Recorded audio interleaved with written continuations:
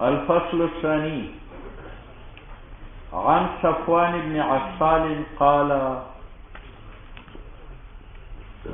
يهودي لصاحبه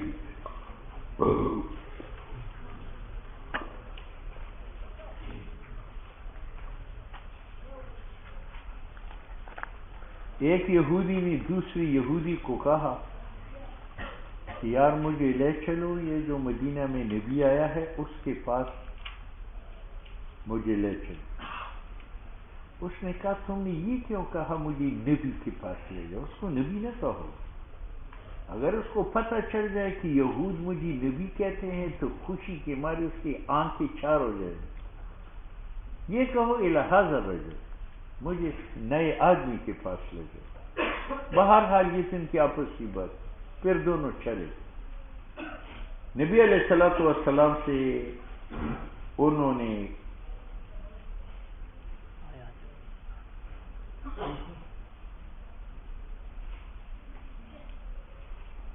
سوالات کیے کہ آیات بینات کیا، تو حضور علیہ السلام نے آیات معجزات بینات کا ذکر فرمایا اور اس کے ساتھ خود دعوت و تبلیغ بھی فرمائی، اور وہ دونوں یہودی مطمئن ہو گئے، حضور علیہ السلام کے ہاتھ بھی چھوئے۔ حضور نے فرمایا پھر مسلمان ہو جاؤ۔ انہوں نے جھوٹ بولا، جھوٹ یہ بولا کہ ہمارے بنی اسرائیل میں ایک نبی داؤد علیہ السلام گزر چکے ہیں، اس نے ہمیں کہا تھا کہ قیامت تک انبیاء جو آئیں گے میری اولاد بنی اسرائیل میں آئیں گے، اور چونکہ آپ بنی اسرائیل سے نہیں ہیں اس لیے ہم آپ کو نبی نہیں مانتے۔ یہ مفہوم ہے۔ عن صفوان بن عسال قال یہودی لصاحبہ، ایک یہودی نے دوسری یہودی کو کہا اذهب بنا الی ھذا النبی، مجھے لے چلو اس نبی کے پاس۔ فقال له صاحبہ، اس یہودی نے کہا لا تقل نبی، اس کو نبی نہ کہو، انہ لو سمعک، اگر وہ تجھ سے سنے کہ یہودی بھی مجھے نبی کہتے ہیں، لکان له اربع اعین، خوشی کے مارے اس کے چار آنکھ ہو جائے۔ یہ تو ان کی آپس کی بات تھی۔ فاتیا، وہ دونوں گئے رسول اللہ صلی اللہ علیہ وسلم کی خدمت میں، فسألاه، ان دونوں نے سوال کیا، عن آیات بینات، آیات بینات کے بارے میں۔ آیات بینات سے مراد کیا ہے؟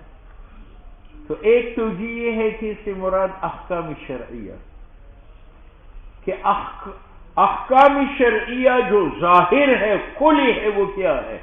تو حضور نے جواب دیا کہ لا تشرکوا باللہ شیئا، وہ احکام بینات یہ ہے کہ خدا کے ساتھ شریک مت ٹھہراؤ، ولا تسرقوا، چوری مت کرو، اور ولا تزنوا، زنا مت کرو، ولا تزنوا، زنا مت کرو، ولا تقتلوا النفس التي حرم اللہ الا بالحق، اور کسی کو ناحق نہ قتل کرو، ولا تمشوا ببریء الی ذی سلطان، اور ایک پاک دامنی کو مجرم ظاہر کر کے بادشاہ کے پاس نہ لے جاؤ کہ بادشاہ اس کو قتل کرے، اور سحر مت کرو، ولا تاکلوا الربا، اور سود مت کھاؤ، ولا تقذفوا محسنا، اور پاک دامن عورت پر زنا کے الزام نہ لگاؤ، ولا تولوا للفرار یوم الزحف، اور پش نہ پھیرو بھاگنے کے لیے جنگ کے دن، وعلیکم خاصۃ الیہود، اور تم پر ایک یہود خاص ایک حکم ہے کہ اللہ تعتدوا فی السبت، تم ہفتے کے دن مچھلیوں کا شکار نہ کرو، یہ حکم ہمارے لیے نہیں ہے، صرف تمہارے لیے ہے۔ قال فقبل یدیہ، دونوں یہودیوں نے چھومے آپ کے ہاتھ، ورجلے آپ کے پاؤں، وقال، انہوں نے کہا نشہد انک نبی، ہم گواہی دیتے ہیں کہ آپ پیغمبر ہے۔ قال فما یمنعکم ان تتبعونی، کون سی چیز تمہیں منع کرتی ہے میرے اتباع؟ اس پر اعتراض ہے کہ انہوں نے ہاتھ پیر بھی چھومے اور نشہد انک نبی بھی کہا، پھر حضور نے کیوں فرمایا ما یمنعکم ان تتبعونی؟ تو قاری نے لکھا اس کا معنی یہ، انہوں نے ہاتھ پیر چھومے، چوری چھپے، اور گواہی دی چوری چھپے۔ حضور کا مقصد یہ ہے کہ اس کا اظہار کیوں نہیں کرتے کہ ہم حضور کے ماننے والے ہیں؟ نو قالا انہوں نے کہا ان داؤد علیہ السلام نے دعا ربہ اپنے رب سے دعا مانگی تھی کہ ہمیشہ میری اولاد بنی اسرائیل میں نبی ہو اور آپ بنی اسرائیل کی نبی نہیں ہے. یہ انہوں نے جھوٹ بولا تھا، انہوں نے جھوٹ بولا تھا. وَإِنَّا نَخَافُ دوسری وجہ بیان کی کہ جناب ہم اگر آپ پر ایمان لائے اور ہماری برادری یہود کو پتہ چلے تو وہ ہمیں قتل کریں گے، ہم جان بچانے کے لیے ایمان کے اظہار نہیں کرتے. وَإِنَّا نَخَافُ اور ہم ڈرتے ہیں اِنِ اتَّبَعْنَاكَ کہ اگر ہم آپ کی پیروی کریں نو أَن يَقْتُلَنَا الْيَهُودُ یہود ہمیں مار ڈالیں گے. رواہ ترمذی و ابو داؤد و نسائی. فَسَأَلَاهُ عَنْ آیَاتٍ بَيِّنَاتٍ آیات بینات سے مراد اگر احکام شرعیہ ہے تو حضور کا جواب ان کے مطابق ہے. حضور نے احکام شرعیہ کا جواب دیا کہ شرک نہ کرو، چوری نہ کرو، زنا نہ کرو، ناحق کسی کو قتل نہ کرو، اور پاک دامن کو تھانے دار کے پاس نہ لے جاؤ کہ اس کو قتل کرے، سحر مت کرو، سود مت کھاؤ، پاک دامن عورت پر الزام زنا کا نہ لگاؤ، اور مت پیرو اپنا پشت بھاگنے کے لیے جنگ سے. وعلیکم خاصۃ اليہود اور تمہاری اوپر ایک خاص حکم فرض ہے کہ آپ تجاوز نہ کرے ہفتے کے دن شکار کر کے. دوسری توجیہ یہ ہے فَسَأَلَاهُ عَنْ آیَاتٍ بَيِّنَاتٍ انہوں نے سوال کیا ان معجزات سے جو موسیٰ علیہ السلام کو دی گئے تھے. بینات وہ ید بیضا ہے، عصا ہے، اور جب انہوں نے بات نہیں مانی تھی تو ان پر مینڈک نازل ہو گئے تھے، اور جب بات نہیں مانی تھی تو الدم ان پر خون کا سیلاب آیا تھا، اور جب انہوں نے بات نہ مانی تھی تو ان کے چمڑے کے اندر جوئے پیدا ہو گئے تھے، اور جب انہوں نے بات نہیں مانی تو اللہ نے ان پر قحط سنین مسلط کر دیا تھا. وہ 9 معجزات. اب اگر آیات بینات سے مراد 9 معجزات ہو تو پھر حضور نے تو وہ ذکر نہیں کیے کہ حضور کا جواب ان کے سوال کے مطابق نہیں ہے. تو قاری نے کہا کہ اگر آیات بینات سے مراد احکام ہو پھر تو حضور کا جواب مطابق ہے، اور اگر آیات بینات سے مراد معجزات ہو جواب مطابق نہیں ہے، پھر یہاں حدیث میں اختصار کرنا پڑے گا. حضور صلی اللہ علیہ وسلم نے معجزات کا بھی ذکر فرمایا اور اس کے بعد بطور تبلیغ کی لا تشرکوا الی آخرہ یہ بھی ذکر فرمایا، لیکن راوی نے معجزات کا ذکر اس لیے نہیں کیا اکتفاء بالقرآن کہ وہ قرآن میں موجود ہے. بات سمجھ میں آئی؟ وعن انس قال قال رسول اللہ صلی اللہ علیہ وسلم 3 بنیادیں ہیں ایمان کی. الکف عن من قال لا الہ الا اللہ زبان روکو کلمہ گو سے، کلمہ لا تکفر ہو بذنب اگر کلمہ گو کوئی گناہ کرے تو اس کو کافر مت کہو، لیکن تب کہ وہ گناہ عملی ہو. اگر گناہ اعتقادی ہو تو کافر کہو، اس نے سجدہ لغیر اللہ کیا، نظر لغیر اللہ مانگی، غائبانہ حاجات میں غیر اللہ کو پکارا، ما فوق الاسباب غیر اللہ سے مدد مانگی، یہ گناہ ہیں اور یہ مکفرات ہیں.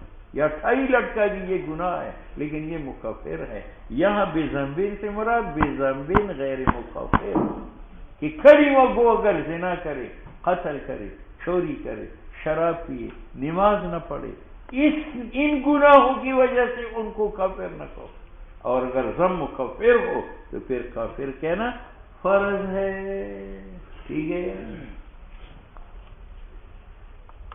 ولا تخرجہ من الاسلام اور اس کو اسلام سے نہ نکل. پہلی جملے میں لا تکفر بذنب خوارج کیا رد ہے. خوارج کا مذہب یہ ہے کہ مرتکب کبیرے کا کافر ہے. حضور نے فرمایا لا تکفر ہو بذنب. اور دوسرا جملہ ولا تخرج من الاسلام یہ معتزلہ کا رد ہے. معتزلہ کہتے ہیں مرتکب کبیرے کا اسلام سے خارج ہے، اگرچہ کفر میں داخل نہیں ہے لیکن اسلام سے خارج ہے. حضور نے ان پر تجدید فرمائی ولا تخرجہ من الاسلام بعمل اور کسی کو اسلام سے نہ نکالو گناہ کی وجہ سے. والجہاد ماضٍ اور جہاد جاری ہے. مُذْبَعَثَنِيَ اللَّهُ، جب سے اللہ نے مجھے بھیجا ہے، إِلَىٰ أَن يُقَاتِلَ آخِرُ هَذِهِ الْأُمَّةِ الدَّجَّالَ، اور جاری رہے گا کب تک کہ جہاد کرے گا اس امت کا آخری لوگ عیسیٰ علیہ السلام، الدجال دجال کے ساتھ. اب جہاد سے روکنے والی طاقتیں دو ہے، ایک انتہائی ظالم بادشاہ جہاد سے روکتا، اور ایک انتہائی نرم دل لوگ ہے، دل میں نرمی ہے، عیسائی کو بھی پیار کرتے ہیں، یہودی کو بھی پیار کرتے ہیں، اور سکھ اور ہندو کو بھی دوست بزرگ کہتے ہیں. تو حضور نے فرمایا لا یقتلہ جور و جائر، کسی ظالم کا ظلم جہاد کو نہیں روک سکتا، ولا عدل عادل، نہ کسی بزرگ کی بزرگی جہاد کو روک سکتی ہے. ٹھیک ہے.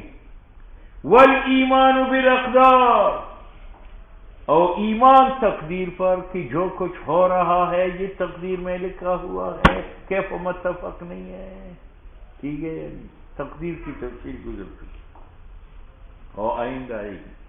وعن ابی ہریرہ قال قال رسول اللہ صلی اللہ علیہ وسلم اذا زنى العبد، جب زنا کرے بندہ، خرج منہ الایمان، ایمان اس سے نکلتا ہے.